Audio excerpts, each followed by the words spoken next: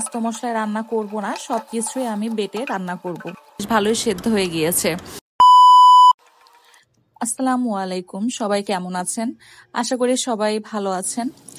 আমিও ভালো আছি আলহামদুলিল্লাহ। আজকে আমি বাটা মশলায় পোলট্রি বা ব্রয়লার মুরগি রান্না করব। আগেই বলেছিলাম যে আমার ব্লেন্ডার মেশিন নষ্ট হয়ে গিয়েছে, যার কারণে আমাকে শিল পাটাতে সব ধরনের মশলা করে নিতে হয়।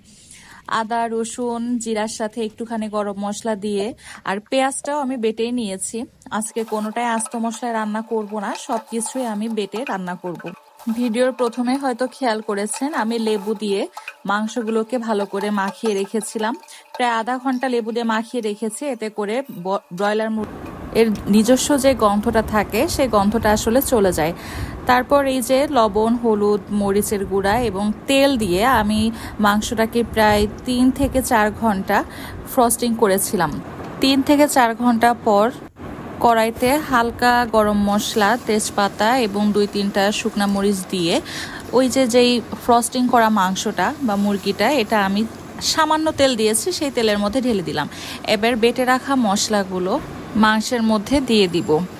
আচ্ছা, এক্ষেত্রে বলি, মাংস যেহেতু প্রায় আমি 3 থেকে 4 ঘন্টা ফ্রিজে রেখে দিয়েছিলাম, মরিচ, লবণ, হলুদের গুঁড়া, ধনিয়া গুঁড়া সব কিছু দিয়ে, এবং তেলও দেওয়া ছিল, যার কারণে মাংসটা থেকে অনেকখানি পানি ছেড়েছিল। এই মাংসটা রান্না করতে কিন্তু আমি একদমই পানি ব্যবহার করব না। কষানো মশলায় যতটুকু পানি বের হবে বা মাংস থেকে যতটুকু পানি বের হবে সেই পানি দিয়েই কিন্তু রান্নাটা হয়ে যাবে। এবং আপনারা খেয়াল করবেন, আমার চুলার আঁচটা কিন্তু একদমই মিডিয়াম থেকে লো হিটে দেওয়া, এবং বারবার ঢাকনা দিয়ে দিতে হবে যাতে মাংস থেকে পানি ছেড়ে সেই পানিতেই মাংসটা সেদ্ধ হয়ে যায়। এখানে কষানোর কোনো ঝামেলা নাই, কারণ আমি এক্সট্রা কোনো পানি দিই নাই। এই যে ঢেকে রাখতে রাখতে দেখবেন এক পর্যায়ে নিচ থেকে মাংস থেকে তেল উঠবে। আজকের মাংসতে আমি কোনো আলু ব্যবহার করিনি, কিন্তু ওই যে আস্ত রসুন ব্যবহার করেছি। এটা আমার খুবই পছন্দের। মাংসে আস্ত রসুন না থাকলে আমার আসলে ভালো লাগে না। মাংসের কালারটা খেয়াল করেন, একদমই এরকম কালার আসবে, এবং এটা আসলে মরিচের উপর নির্ভর করে। আপনি কতটুকু ঝাল খেতে পারবেন তার উপরে ভিত্তি করে আপনি মরিচ দিবেন।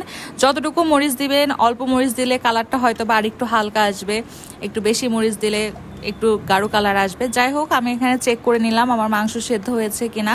দেখলাম মোটামুটি বেশ ভালোই সেদ্ধ হয়ে গিয়েছে।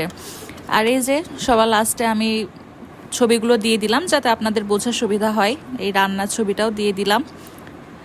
সবাই ভালো থাকবেন, আমার চ্যানেলটিতে সাবস্ক্রাইব করবেন। ধন্যবাদ।